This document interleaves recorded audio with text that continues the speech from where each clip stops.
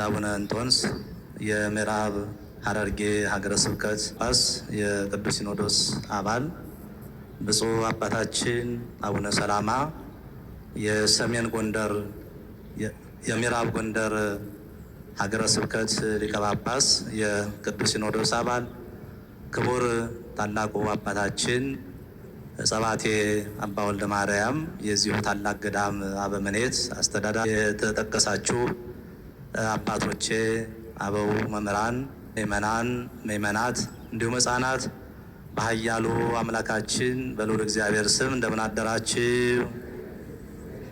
እንደምን አደራችሁ? እንደምን ሰነበታችሁ? ገንዘቡ የሆነ የአባቶቻችን አምላክ የእኛም አምላካችን እግዚአብሔር በደላችን ስህተታችን ሳይመለከት በቸርነቱ ጠብቆ ወደ ቅድስናው አደባባይ እየሰበሰበን ቅዱስ የሆነውን ቃሉ እንድንሰማ የፈቀደልን የአባቶቻችን አምላክ እግዚአብሔር ስሙ የተመሰገነ ይሁን። ተራራ ላይ የተሰራች መንደር መሰወር አይቻላትም። የማቴዎስ ወንጌል ምዕራፍ 5 ከቁጥር 14 ላይ ያለ አምላካዊ ቃል ነው። የቃሉ ባለቤት የኔና የእናንተ ጌታ ፈጣሪ ዓለማት አምሳየ ዓለማት ፈጣሪ ፍጥረታት ጌታችን አምላካችን መድኃኒታችን ኢየሱስ ክርስቶስ ነው።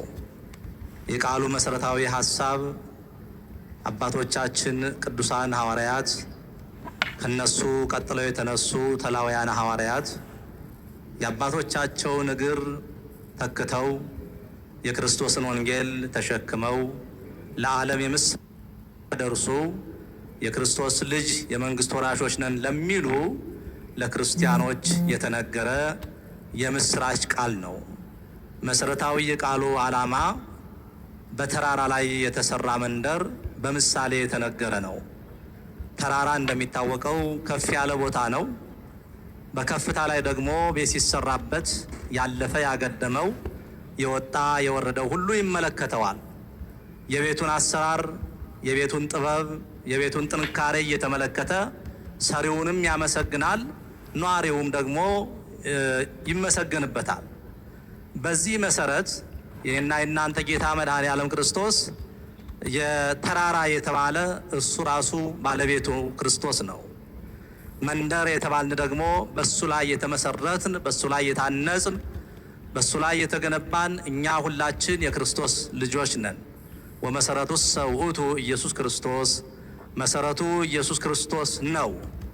በተራራ ላይ በከፍታው ላይ ሁሉም በሚያሳየው ላይ ከሁሉ ከፍ ባለው ላይ በክርስቶስ ላይ የተሰሩ የተመሰረቱ ክርስቲያኖች ወይም ደግሞ የክርስቶስ አገልጋዮች ቅዱሳን አባቶቻችን ለሁሉ ይታያሉ።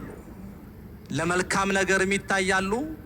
ለክፉ ነገርም ተላልፈው ተሰጥተው ክፉን ወደ መልካም አሳልፈው ክርስቲያኖችን ከጨለማ ወደ ብርሃን፣ ከሞት ወደ ሕይወት፣ ከክህደት ወደ እምነት፣ ከአምልኮ ጣዖት ወደ ክርስቶስ የመመለስ ኃይል ስልጣን አላቸው።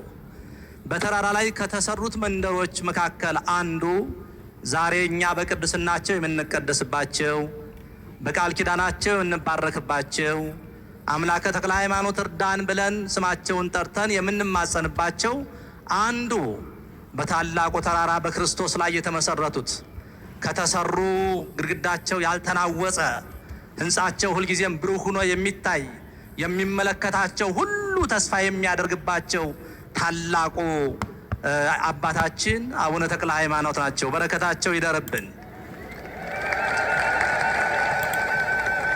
በዛሬው ዕለት ሌላም የቤተ ክርስቲያናችን አባት አፈ ጳዝዮን፣ አፈ ዕንቁ፣ አፈ ወርቅ እየተባለ የሚጠራ ታላቁ አባት ቅዱስ ዮሐንስ አፈ ወርቅም ያረፈበት በዓሉ ነው። በረከቱ ይደርብን። እንደሚታወቀው ቤተ ክርስቲያናችን ከምትመካባቸው ከምትኮራባቸው ከሐዋርያት ቀጥለው ከተነሱ ሊቃውንት አባቶቻችን አንዱና ምርጡ በእመቤታችን አንደበት የተመሰገነ የክርስቶስ ወንጌል ተሸካሚ የሆነ በሕፃንነቱ ሐዋርያው ቅዱስ ጴጥሮስና ቅዱስ ዮሐንስ ወንጌላዊ መጥተው ቅዱስ ጴጥሮስ የቤተ ክርስቲያንን መክፈቻ በእጁ ሲሰጠው፣ ቅዱስ ዮሐንስ ቀዳሚሁ ቃል ውእቱ ቃል ሀበ እግዚአብሔር ውእቱ ቃል የሚለውን የጥላት መዶሻ የሆነውን የክርስቲያኖች አምባ መጠጊያ የሆነውን የእግዚአብሔርን ቃል ወንጌልን ሲሰጠው የተመለከተ፣ ይህም የምስራች ራእይ በእውነት ሆኖለት መጻሕፍትን በመጻፍ ድርሰትን በመድረስ መናፍቃንን በማሳፈር እውነተኛ ፍትህን በማስፈን አባትነቱን ለዓለም ብርሃን ሆኖ በማሳለፍ የታወቀው ታላቁ አባት ቅዱስ ዮሐንስ አፈወርቅ ነው። በትንሽነቱ ነው ወደ ገዳም ገብቶ መንኩሶ እየተማረ ያደገው። እግዚአብሔር ለታላቅ ቁም ነገር አድርሶት በሊቀ ጵጵስና ወንበር ሲቀመጥ፣ ይልቁንም ዮሐንስ አፈወርቅ ከሚታወቅባቸው የቅድስና ሕይወቱ አንዱ የእመቤታችን ፍቅር በልቡ የሞላለት ነበር ይላል። ዮሐንስ አፈወርቅ እንደሚታወቀው ሊቃውንቱ የሚንጠቅሰው ጥቅስ የምንማረው ትምህርት ከዚህ ከሃይማኖተ አበው ተብሎ ከሚታወቀው ከአንዱ መጽሐፉ በተለየ መልክ ብዙ ድርሰቶች ብዙ ትርጓሜዎች ያሉት የሐዋርያዊ ቅዱስ ጳውሎስን መልእክት በመተርጎም ወንጌልን በመተርጎም ሌሎችን መጻሕፍትም ጭምር ምስጢራቸውን በማደላደል የሚታወቅ ታላቅ የቤተ ክርስቲያን አባት ነው። የቤተ ክርስቲያን አባት ደግሞ እውነተኛ ነውና ስለ እውነትም ጭምር ተላልፎ የተሰጠ ሰው ነው። አውዶክስያ የምትባል ንግስት በጊዜው ጨክና የድሃ ገንዘብ ቀምታ ታይ ብትባል እምቢ ብላ ብትመከር አስቸግራ በሱ ጸሎት መከራ ደርሶባት ተወግዛ ተለይታ ብዙ ፈተና ያሳለፈች፣ እሱም ደግሞ ስለ እውነት ተሰዶ ስለ ወንጌል ተሰዶ በተሰደደበት ሁሉ የክርስቶስን ወንጌል እያስተማረ በክብር በዛሬው ዕለት ያረፈ ታላቅ አባት ነው። ከታምራቱ አንድ ንጉስ የእግዚአብሔር አገልጋይ የሆነ ደግ ንጉስ ነው። አርቃዴዎስ አንድ ቀን ጠየቀው ይላል፣ አባቴ አንድ ጥያቄ አለኝ፣ ሁልጊዜ አእምሮዬ ውስጥ ይወጣል ይገባል። ኢያእመራ ዮሴፍ እስከ አመ ወለደት ወልደ ዘበኩራ የሚለው የወንጌላዊ የቅዱስ ሉቃስ ቃል ዮሴፍ እመቤታችንን ልጇን እስክትወልድ ድረስ አላወቃትም የሚል ቃል አለ። ይሄ ቃል ሁልጊዜ ለአእምሮዬ እንግዳ ይሆንብኛል። እምድረ ወለደት ከወለደች በኋላ አወቃት ማለት ነው ምንድን ነው ብሎ ጠየቀው ይላል። ቅዱስ ዮሐንስ ሲመልስለት እንደሱ አይደለም፣ ኢያእመራ ዮሴፍ እስከ አመ ወለደት ወልደ ዘበኩራ ብሎ ወንጌላዊ የጻፈው እመቤታችን ክርስቶስን በማኅፀኗ ተሸክማ ሳለች ቦ ታበርህ ከመወርሃ ኔሳን እንደ ሚያዝያ ፀሐይ የምታበራበት ሰዓት ነበረ። ወቦ ታይመለምል ከመጽየረዳ እንደ ጽየረዳ ደግሞ ፍክት ብላ ለምልማ የምታይበት ጊዜ ነበረ። ወቦ ታይመለምል ከመገነተ ጽጌ እንደ ገነት አበባዎች እንደ ገነት ተክሎች ደግሞ መልኳ ተለውጦ ትታይ ነበረ። በብርጭቆ ውስጥ ወተት ቢጨምሩበት ብርጭቆ መልኩን ቀይሮ ወተት እንደሚመስል፣ ቀይ ነገር ቢጨምሩበት ቀይ እንደሚመስል መለኮት አምላክ በማኅፀኗ ሳለ ህብሯ መልኳ እየተለዋወጠ ዛሬ ቀይ ስትሆን ነገ ደግሞ እንደ ፀሐይ ስታበራ በአንድ መልክ ዮሴፍ ሊያውቃት አልቻለም ነበር። አምላክን ከወለደች በኋላ ግን በዛው በሚያውቃት መልኳ በዛው በፊተኛው መልኳ አወቃት፣ ተረዳት ማለት ነው እንጂ ከዛ በኋላ ሴቶች ወደ ባሎቻቸው እንደሚደርሱት ወደ ባሏ ወይም ወደ ዮሴፍ ወደ ጮኛዋ ተገናኘች ማለት አይደለም ብሎ ፈቶ ሲያስረዳው በመስኮት ላይ የተቀመጠች የእመቤታችን ስዕል ነበረችና ሰናየ ተናገርከ ዮሐንስ አፈ ጳዝዮን፣ አንተ አፍህ የሚጣፍጥ ዮሐንስ በእውነት መሰከርህልኝ። ሰናየ ተናገርከ ዮሐንስ አፈ ወርቅ፣ አፍህ ወርቅ የሆነ ዮሐንስ በእውነት መሰከርህልኝ። ሰናየ ተናገርከ ዮሐንስ አፈ ቀንሞስ፣ አንደበት የሚጣፍጥ ዮሐንስ ስለኔ በእውነት አስረድተህ ተርጉመህ ተናገርክልኝ ብላ አፈ ወርቅ የሚለውን የክብር ስም የማዕረግ ስም የመጠሪያ ስም የሰጠችው እመቤታችን ናት። በረከቷ ይድረሰን እና ይህ ታላቁ አባት በዛሬው ዕለትም ያረፈበት ዕለት ነው። በረከቱ ቅድስናው ቃል ኪዳኑ በሁላችን ላይ አድሮ ይኖር። ይህም አሁን ቅድም ያነሳናቸው ታላቁ አባታችን አሁን በክብር ናቸው የምንከብርባቸው በቃል ኪዳናቸው የምንማጸንባቸው ሕይወታቸው ፊደላችን ሆኖ የሚያስተምረን ታላቁ አባት አቡነ ተክለ ሃይማኖት ልክ እንደዚሁ ሐዋርያ፣ ወንጌላዊ፣ ባህታዊ፣ መናኝ፣ ሰባኪ ወንጌል የክርስቶስን ወንጌል ተሸክመው ለዓለም ዙረው ያበሩ ታላቁ ኢትዮጵያዊ ሐዋርያ ተክለ ሃይማኖት የሁላችን መመኪያ አባታችን፣ ክብራችን፣ ሞገሳችን ናቸው። እግዚአብሔር እሳቸውን ሰጥቶ በቅድስናቸው እንድንቀደስ ያደረገን እግዚአብሔር ስሙ የተመሰገነ ይሁን። እንደሚታወቀው 600 ምናምን ዓመት ይኸው ዛሬም ተክለ ሃይማኖት ለኛ ሁልጊዜም አዲሳችን ናቸው። ምክንያቱም ምን ስለሆኑ? ሐዲስ ሐዋርያ ስለሆኑ። በሉ እስኪ ሐዲስ ሐዋርያ ሁልጊዜም ቅድስናቸው የማይደበዝዝ፣ በረከታቸው የማይቋረጥ፣ ቃል ኪዳናቸው የማያልቅ፣ አማላጅነታቸው የማይቋረጥ አምላከ ተክለ ሃይማኖት እርዳኝ ብሎ ለተማጸነው ሁሉ እርዳታቸው በፍጥነት የሚገኝ አባት ስለሆኑ ሁልጊዜም አዲስ ሐዋርያ ናቸው። ይህን አባት የሰጠን እግዚአብሔር ስሙ የተመሰገነ ይሁን። ያው ታሪካቸው ሁልጊዜ ይነገረናል። አባታቸው ጸጋ ዘአብ፣ እናታቸው እግዚአብሔር ይባላሉ። በዚሁ በኢትዮጵያችን ክፍል በሸዋ ክፍል አገር በዚሁ በቅርባችን በእቲሳ ተወልደው ያደጉ፣ ከተወለዱ በኋላ በ20 ዓመታቸው ለእግዚአብሔር በፍጹም ቅድስና የተጠሩ፣ ለወንጌል አገልግሎት የተሰማሩ፣ የእናት አባታቸውን ቤት ናሁ ሀደጉ ለከ ቤተ አቡየ ርህወ ከመታር ሁሊት አንቀጸ ገነትከ እግዚእ ኢየሱስ ክርስቶስ ብለው የወጡ ጌታ ኢየሱስ ክርስቶስ ሆይ እነሆ የእናት አባቴን ቤት እንደተከፈተ ትቼ ወጣሁ። ያንተን የዘላለማዊ አባቴን የዘላለማዊ ክብሬን ያንተን ቤት ከፍተህ ትጠብቀኝ ዘንድ የእናት አባቴን ቤት እንደተከፈተ ትቼልህ ወጣሁ ብለው ጥለው የወጡት አባታችን እንዲህ አድርገው የወጡ ወንጌልን ዙረው ያስተማሩ በኢትዮጵያ በሁሉም አቅጣጫ በኢትዮጵያ ብቻ አይደለም በኢየሩሳሌም በሌሎቹም ዓለማት ዙረው ስለ ክርስቶስ ወንጌል መስበክ፣ ማስተማር፣ መንገር፣ መመስከር የቻሉ አባታችን ከብዙ አገልግሎታቸው በኋላ ወደ መጨረሻው ሲደርስ ደግሞ ጊዜያቸው እየሸመከለ ሲመጣ እየደከሙ ሲመጡ ወደ ብሕትውና ወደ ደብረ ሊባኖስ ወደ ደብረ አስቦ ዋሻ ገብተው ቀሰምኩ ባዕዳነ ወለሳይኩ ለርእሴ ሌሎቹን አጣፈጥኩ ለራሴ ግን አልጫ ሆንኩ፣ ለሌሎቹ መብራት ሆንኩ ለራሴ ግን ጨለማ ሆንኩ። የዚህ ዓለም ውዳሴ ከንቱ ከፈጣሪ እንዳይለየኝ እፈራለሁ።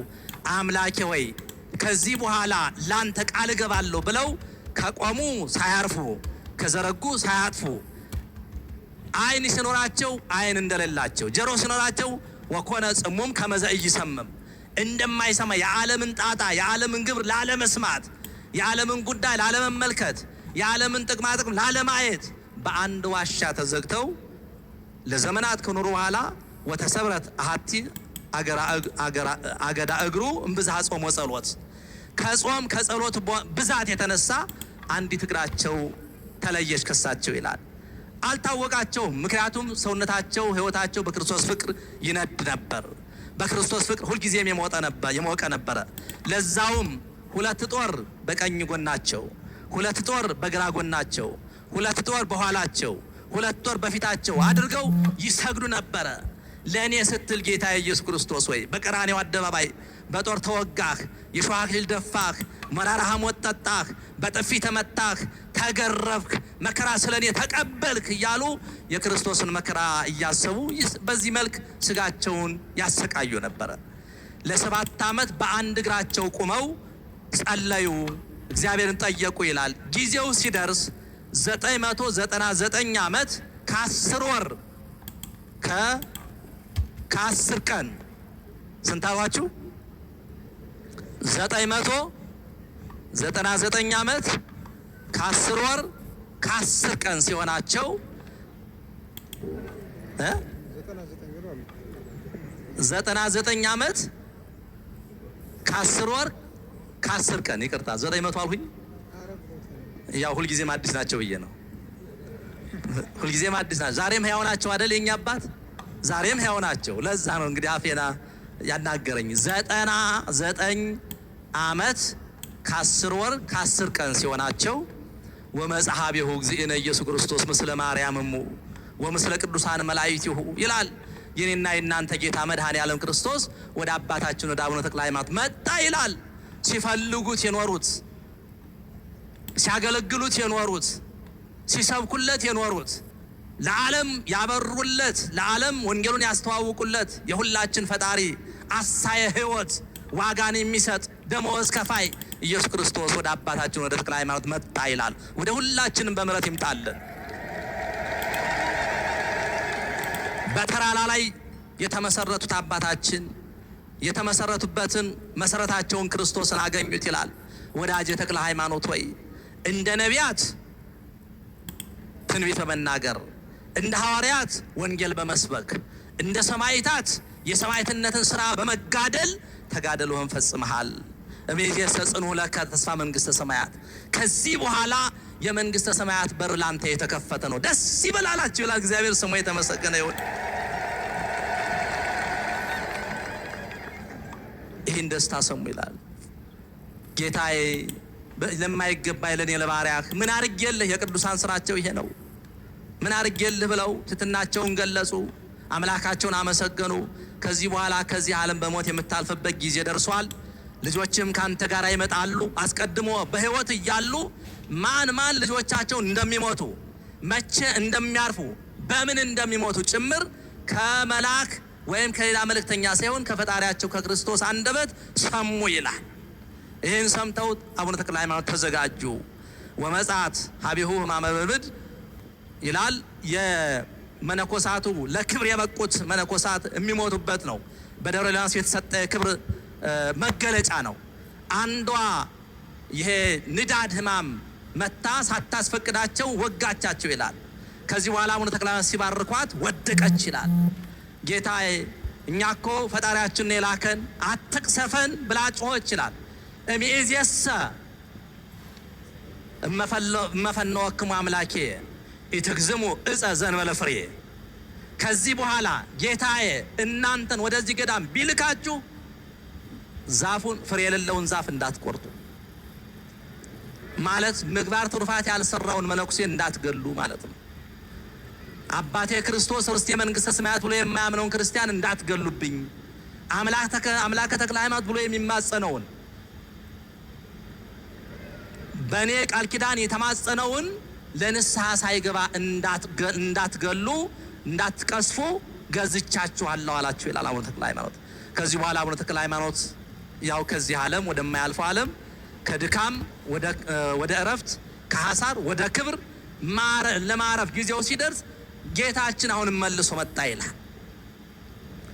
አምላከ ተክለ ሃይማኖት ሁሉ ስምህን የጠራ ቤተ ክርስቲያንን የሰራ ዝክርህን የዘከረ በቃል ኪዳንህ የተማጸነውን እስከ 10 ትውልድ እምርልሃለሁ የሚል ቃል ኪዳን ሰጣችሁ ይላል። እግዚአብሔር ስሙ የተመሰገነ ይሁን።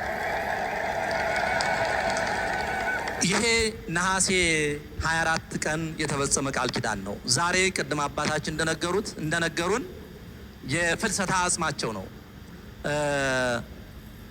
ልጆችህ የሰማይ ከዋክብት እንደ ሰማይ ከዋክብት እንደ ባህር አሸዋ ይበዛሉ ብሎ ጌታችን ነግሯቸው ነበረ። ጠየቁ ይላል። ጌታዬ ሆይ ልጆቼ እንደ ሰማይ ከዋክብት እንደ ምድር አሸዋ የሚበዙ ከሆነ ይቺ ዋሻ ጠባብ ናት፣ እንዴት ትችላቸዋለች ብለው ጠየቁ ይላል። እምአመ ፈለስከ አንተ በ57 ዓመት ትንህል ዛቲ ጾላይት። አንተ ካረፍክ ከ57 ዓመት በኋላ ይቺ ዋሻ ትፈርሳለች። ወያሐንጹ ደቂቅከ አብየ ምኔተ። ልጆች ታላቅ ቤተ ክርስቲያን ይሰራሉ። ወይጸልል መንፈስ ቅዱስ በላዕሌሃ። በዛችም መንፈሴ ለዘላለም ረቦባት ይኖራል። ቃል ኪዳኔም ለዘላለም ሲታደል ለአማኞች በረከቱ ነው ሲሰጥ ይኖራል ብሎ ቃል ገባላቸው ይላል። ከ57 ዓመት በኋላ ያው እንግዲህ በዛሬው ዕለት ቅድም አባታችን እንደነገሩን ጊዜው ሲደርስ የካቲት 19 ቀን አባታችን አቡነ ተክለ ሃይማኖት በጊዜው እዛ ቦታው ላይ ተሾሞ ለነበረው ለአባ ሕዝቅያስ መጥተው ፈጣሪ ያለኝ ጊዜው ደርሷል፣ ሰዓቱ ደርሷል። ስለዚህ ልጆችን ከአጽናፈ ዓለም እስከ አጽናፈ ዓለም ሰብስብልኝ፣ አጽሜ ፈልሶ የሚመጣበት ጊዜ ደርሷል፣ ተዘጋጅ አሉት ይላል። አባ ሕዝቅያስም ይሄ አዋጅ አወጀ። ኩሉ ዘይቤ አቡየ ተክለ ሃይማኖት ይምጻ በዕለተ ፍልሰቴ። ቅድም አባታችን እንደነገሩት አባቴ ተክለ ሃይማኖት የሚለኝ ሁሉ በዚህ አጽሜ በፈለሰበት ቀን በዚህ ቦታ ተገኝቶ ያገልግል ይገልገል ይባረክ። ያልቻለ ደግሞ አምላከ ተክለ ሃይማኖት ተብሎ ስማቸው በሚጠራበት ቦታ ሁሉ ተገኝቶ በረከቱን ይቀበል የሚል ቃል ኪዳን ተሰጠ ይላል። ነው ዛሬ እኛ ያልቻልነው እዚህ ደካሞቹ አባታችን ተክለ ሃይማኖት ባሉበት በዚህ በቅድስናው ስፍራ በፍልሰታ አጽማቸው እንደነ ሕዝቅያስ እንደነ ዮስያስ ለሌሎች እንዳንኖር እንደነ አኖሬዎስ አብረን አጽማቸውን ከበን እየተባረክ ነው። ደስ ይበላችሁ ይመናል። በተራራ ላይ የተሰራች መንደር መሰወር አይቻላትም። የእግዚአብሔር ልጆች እኛ የተሰራ ነው በተራራ ላይ ነው። ግን ከተራራው ወርደን ዋሻ ውስጥ መሸጎጥ እየፈለግን ተቸግረናል። ተራራው ክርስቶስ ነው። ከክርስቶስ ወርደን ወደ ዓለማዊ ሐሳብ፣ ከክርስቶስ ተለይተን ወደ ምድራዊ አስተሳሰብ፣ ከቅዱሳን ማህበር ወጥተን ወደ ዘረኝነት ጎጥ፣ ወደ ቋንቋ፣ ወደ መንደር፣ ወደ አካባቢ፣ ወደ ወንዝ ገብተን ጨለማ ውስጥ ወድቀናል።